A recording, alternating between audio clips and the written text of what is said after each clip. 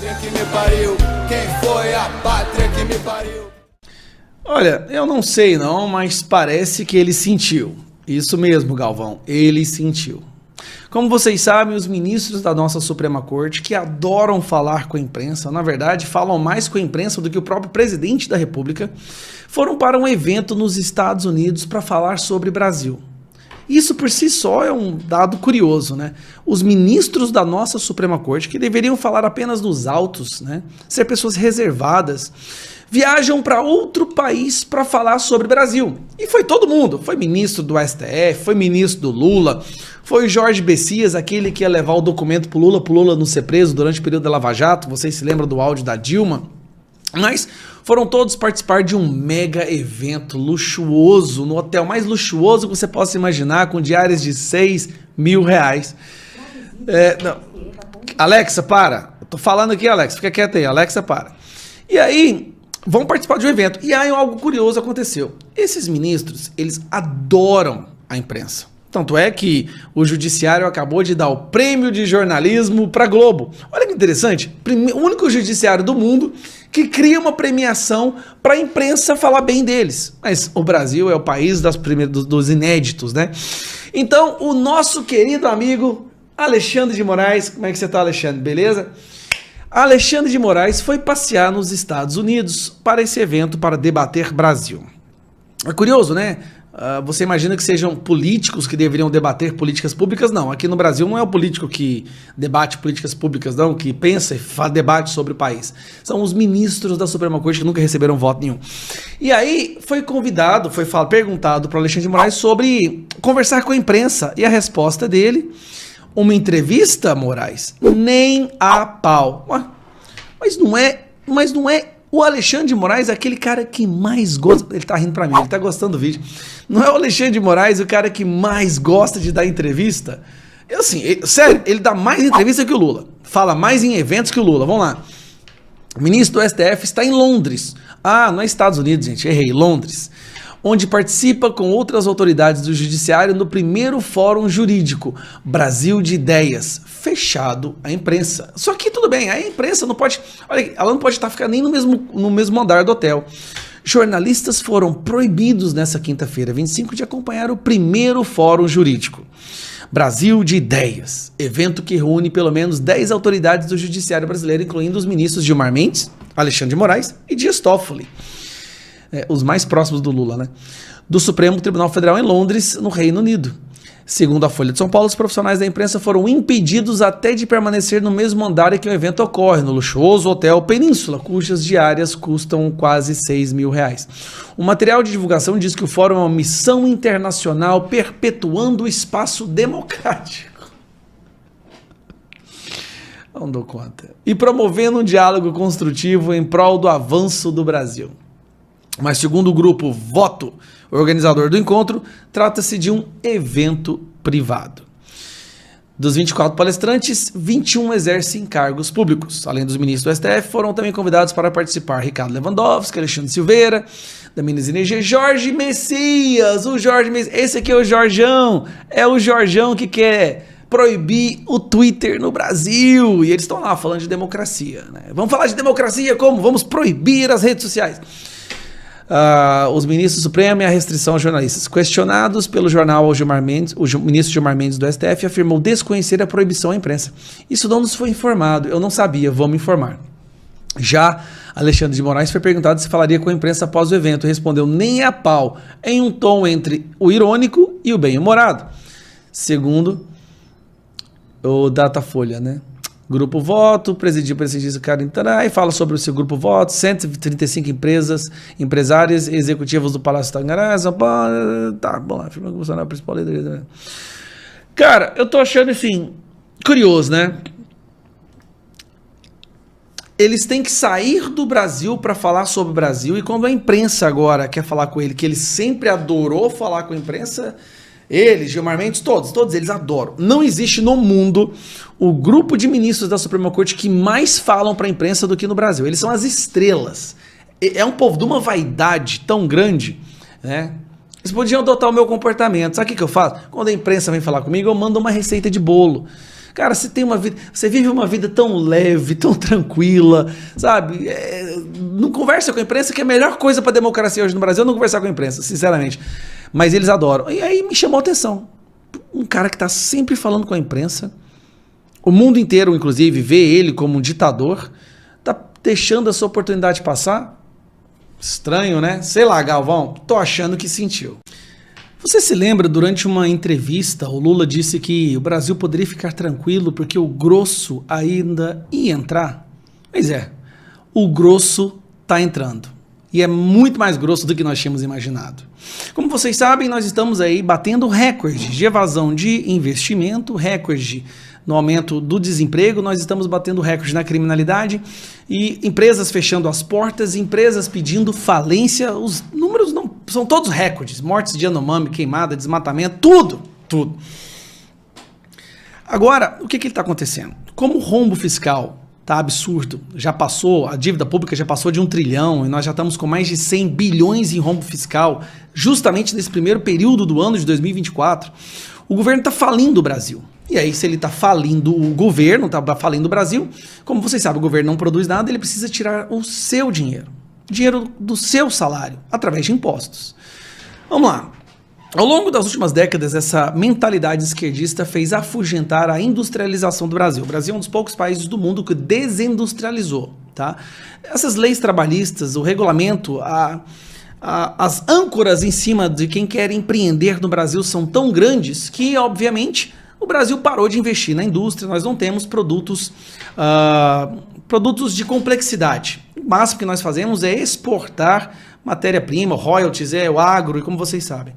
Então, o que acontece? Hoje no Brasil, para você comprar alguma coisa que seja de complexidade, um item elaborado, tecnológico, você tem que comprar fora do Brasil, tem que ser produzido em outros países.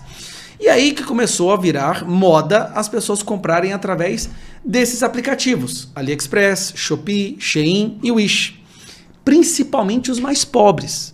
Os mais pobres, a população mais vulnerável, só conseguem comprar coisas como aparelhos eletrônicos, celulares, roupas, através desses aplicativos. O que o Lula decidiu fazer? Tá aqui para você ver, ó. Compras em sites estrangeiros como Shein e Shopee devem ser taxadas por novo imposto.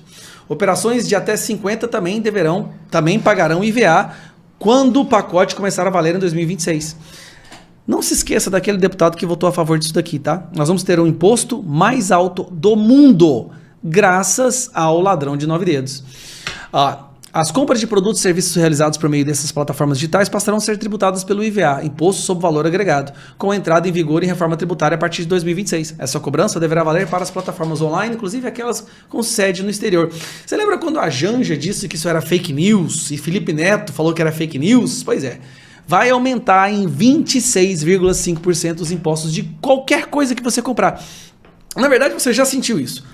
Você aí, retardado que fez o L, já não consegue mais comprar nada na Shopee, não é? Agora vamos para a pior parte ainda.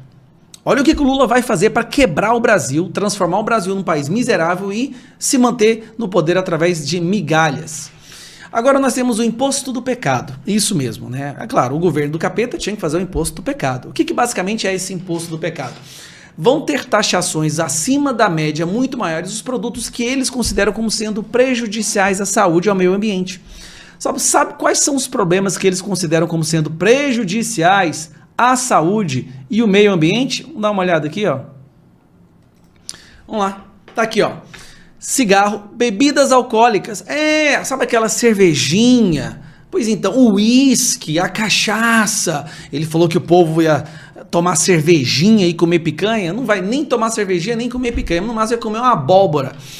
Bebidas açucaradas, os energéticos, os refrigerantes, extração minerais como minério de ferro, petróleo e gás natural, a gasolina, o petróleo, o ferro usado na construção. O imposto do pecado vai tornar praticamente tudo mais caro. O transporte, a alimentação, porque se o petróleo aumenta, o diesel aumenta, usado no maquinário agrícola para poder fazer as colheitas, para poder levar, transportar os alimentos até os supermercados, tudo vai aumentar. O gás vai aumentar. A bebida alcoólica, a cervejinha vai aumentar. Parabéns para você que fez o L. Você ajudou a colocar no governo um ladrão que tá roubando tanto que o cofre tá ficando vazio, tá devendo, e aí para colocar mais dinheiro no cofre para ele poder roubar, ele tá aumentando os impostos de coisas vitais, necessárias do nosso dia a dia, como combustível, como o ferro, até o refrigerante, gente. Suco com açúcar. Parabéns, parabéns. E esquece de comprar. Como é que nós não temos indústria no Brasil? Porque o Brasil, as leis trabalhistas e essa mentalidade esquerdista de que o empreendedor é o opressor afugentou os investimentos e agora nós temos que comprar tudo de fora. Então agora, parabéns. 27% mais caro tudo que você for comprar, que você comprava antes na Shopee, na Shein, tudo. E até abaixo de $50. Então se você comprar uma coisa de $10, presta atenção, se você comprar um item de $10, R$50, $10, você vai pagar nesses $10 26,5% de desconto, ou seja, $2,60, o que equivale a aproximadamente R$15 a mais. Comprou uma coisa de R$50, vai pagar R$15 de imposto para sobre... Não, bicho, eu vou te contar, tem que ser muito... Arthur Lira, presidente da Câmara, concedeu uma entrevista ao programa Conversa com Bial da TV Globo.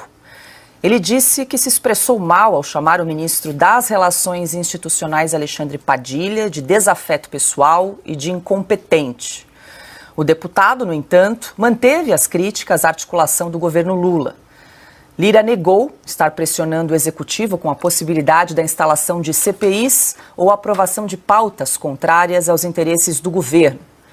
Ele ainda defendeu que a Câmara tem dado, abre aspas, as melhores condições para Lula governar o país, fecha aspas. Arthur Lira também criticou o STF por cometer excessos e por invadir a competência do Poder Legislativo. Adalberto Piotto, muito boa noite, seja bem-vindo. Essa entrevista aí do presidente da Câmara, Arthur Lira, repercutiu muito hoje durante o dia. A gente acompanhou ali, Lira meio que se desculpou, tentou fazer um meia-culpa, fez ali um morde-a-sopra em relação, fez algumas críticas em relação ao Supremo Tribunal Federal. Disse que a relação dele com o ministro Alexandre Padilha era um pouco difícil, mas manteve aí a crítica em relação à articulação do governo Lula, né? E ainda bateu ali de leve no Supremo Tribunal Federal. Que leitura você faz aí dessa entrevista, Piotto? Paula, boa noite. Augusto, boa noite. Ana Paula, Silvio, a todos vocês que nos acompanham. Tem um pouco de política institucional e tem um pouco de jogo de cena aí, que é completamente sem nenhuma eficiência para o país, inefetiva do ponto de vista de defender a casa. Ao mesmo tempo, e que sim, convenhamos que ele tem o dever de fazer isso, em algum momento faz ao defender a Câmara, não na proporção que deveria.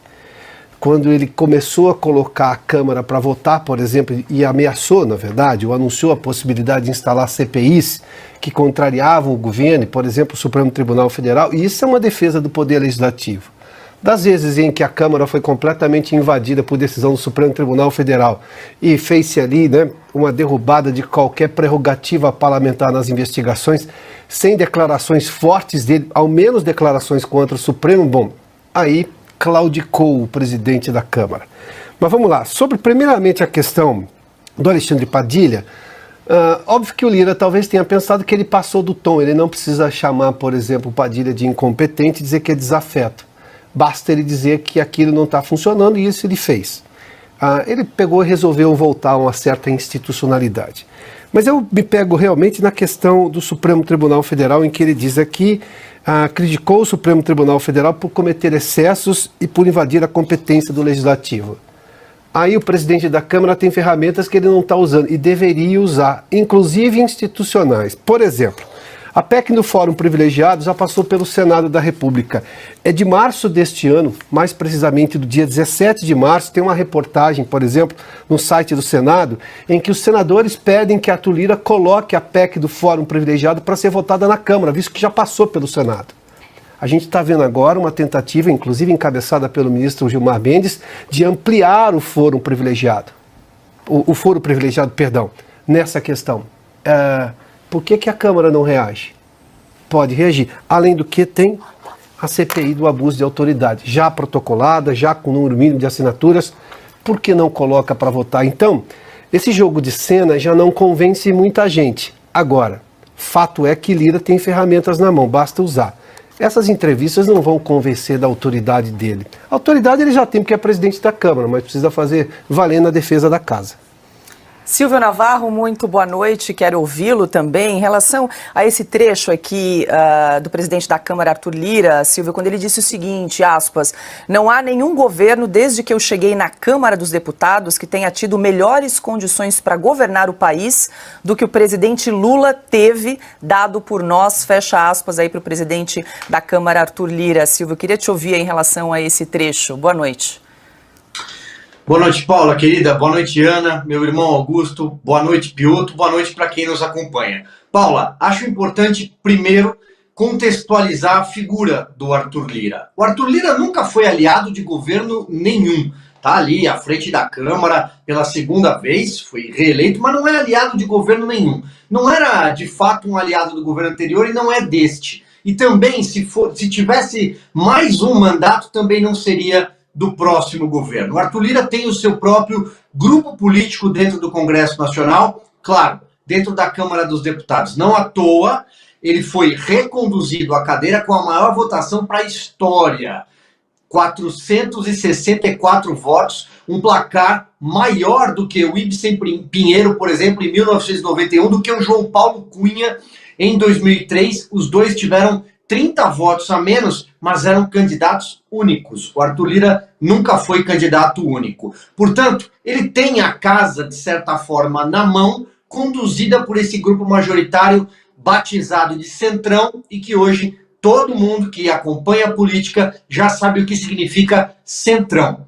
Por óbvio, o Arthur Lira faz do cargo dele uma articulação individual, um balcão de negócios. Ele quer emenda parlamentar e cargos. Por que ele faz esses acenos para o governo Lula? Porque ele sabe que tem uma eleição pela frente e ele quer fazer o sucessor, justamente para manter emendas parlamentares saindo do caixa da União e há sim um cabo de guerra, uma queda de braço pelo orçamento. Essa é a relação real entre a Câmara dos Deputados e o Palácio do Planalto. É o orçamento da União. E ele quer também manter alguns cargos. O primo dele foi recentemente demitido lá em Alagoas da superintendência do INCRA, num mês em que o MST faz o chamado Abril Vermelho. Ou seja, a base do Lira lá em Alagoas sentiu o tranco. Então, eu gostei da expressão que você usou na abertura, morde e assopra. É disso que se trata.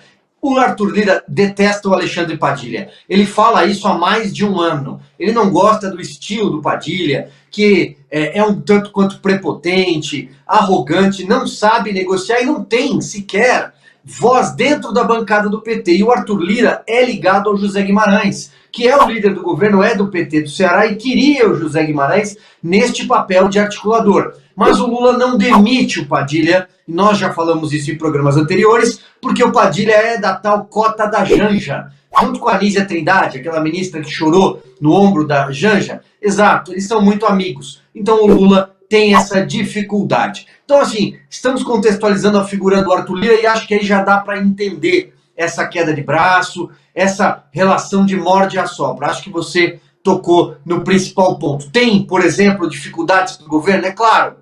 CPIs, que podem investigar desde contrato de energia na Venezuela, crime organizado e política de segurança pública, até passagens aéreas, programas que não saíram do papel deste governo. Mas aí, tudo é na base do quanto saiu de emenda esse mês, para onde foi, para qual prefeitura, bom, então vamos adiar por mais uma semana, e aí é a Brasília que todos nós estamos acostumados.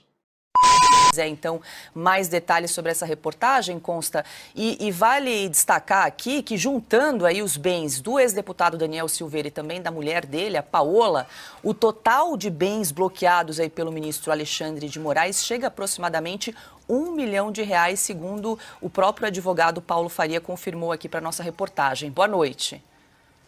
Boa noite, Paula. É vendetta, é perseguição, é algo muito pessoal, né? Boa noite, mestre Augusto, boa noite, Piotr, boa noite, Silvio Navarro e, acima de tudo, boa noite, nossa qualificada audiência. Veja, o Daniel é um dos mais perseguidos por esse sistema que abusa do poder, para dizer o mínimo, né?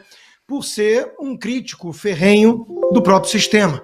Ele foi preso de maneira totalmente inadequada, irregular, porque ele goza ou gozava à época de imunidade material, e ele apenas parlou, ainda que cometendo excessos no vídeo que ele mesmo reconheceu e pediu desculpas depois, mas ele não agrediu, ele não partiu para o ato, ele tinha imunidade parlamentar. Enquanto isso, nós temos parlamentares que agrediram colegas, como o Quaquá do PT e agora o Glauber Braga do PSOL, que estão impunes ainda. Ou seja, o recado que o sistema está dando é que é mais grave falar algo se excedendo do que partir para o ato, né? Além disso, o Daniel Silveira teve a graça presidencial. Ela foi ignorada e derrubada. Então isso é uma tentativa de destruí-lo para dar um recado. Eu posso falar, né, porque em que pese a gritante diferença dele estar confinado na prisão há meses e eu estou protegido num país que tem leis, né, eu também tenho confiscado montantes similares de meses e meses de trabalho acumulado nas minhas contas. E o mais curioso para a nossa audiência entender é que não há na punição, que eu não tenho acesso nem na íntegra a tudo, não há estipulado um valor. Não é que exista uma multa ou algo assim. Eu estou sob censura prévia, então eu não posso falar nada nas minhas redes sociais para o Brasil, a menos que usem VPN, e se agora eu fizesse uma vaquinha por meio de Pix e levantasse 17 milhões de reais, que nem o ex-presidente Bolsonaro conseguiu, os 17 milhões de reais estariam confiscados e congelados nas minhas contas. Então não há um limite, não tem um valor estipulado. Não é uma multa por algo que eu cometi, ou falei, ou fiz, ou algum crime. É algo totalmente do mundo de Kafka, é algo totalmente arbitrário, é algo totalmente ditatorial. Assim tem agido Alexandre de Moraes, esse é o modus operandi. Muito do que ele fez ficou sob sigilo até aqui, porque ele mesmo impôs o sigilo, e agora que, graças ao Congresso americano, tivemos acesso a uma parte, eles estão tentando atirar no mensageiro, que é o Elon Musk, ou o próprio Congresso americano, ou jornalistas responsáveis pelos Twitter Files, para não ter que lidar com o mérito da questão. Temos em curso no Brasil um ditador que faz aquilo que ele bem entende.